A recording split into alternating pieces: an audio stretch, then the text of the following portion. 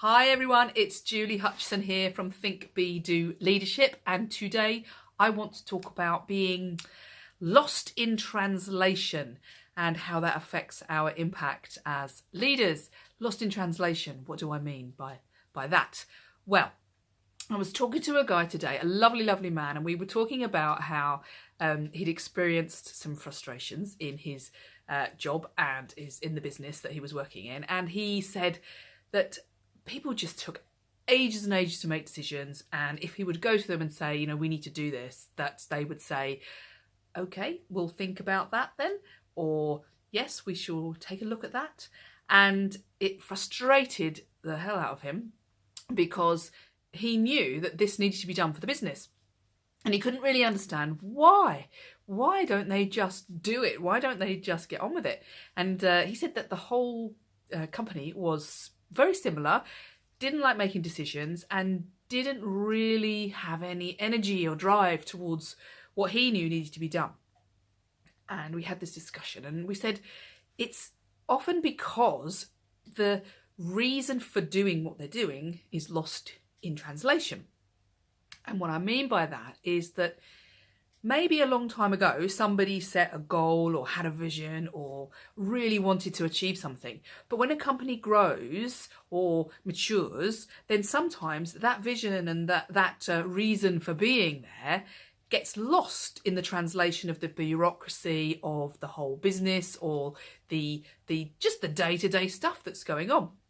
And so what that means is that when people come in or people change, leaders change, and different people are responsible for different things, then what it means is that actually often it's like Chinese whispers. The real reason for why you're doing something gets lost. So you might hear, if this is the case, you might hear something like, well, we've always done it that way. If you ask, why do we do it like this? Well, we've always done it that way. Or, well, that's just the way it is around here. And then you get people who don't want to change because they're so used to doing the thing that they're doing. But if you ask them, why are we doing it? Then often they may not really know, other than just that's the way we've always done it. So this lost in translation means that we've lost the link between what we're trying to achieve and the reason and the values and the beliefs that the original founders or whoever it was actually had for the business. So what do we do about it? Well, what I think is really, really important, and what I ask almost all of my clients to do before we do anything else, is to actually rewrite, what do I believe in? Rewrite what's important in this business. So it might be, a vet practice. What's important in a vet practice? What's important in an engineering company? What's important to me? And as soon as you write those words down about this is important, I believe that this is important, then it starts to come from the heart, and it starts to come from the real true values and beliefs of you and the organisation.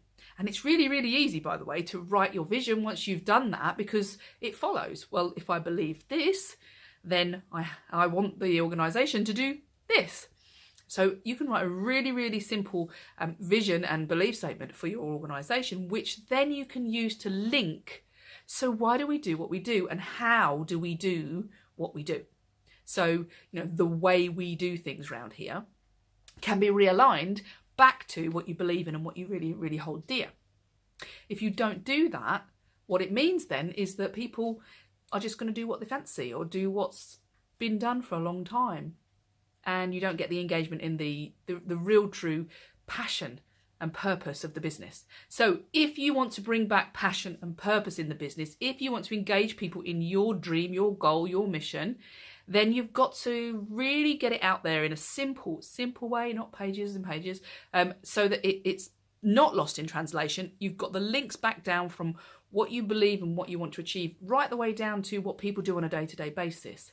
And then they can be engaged in helping you to achieve that.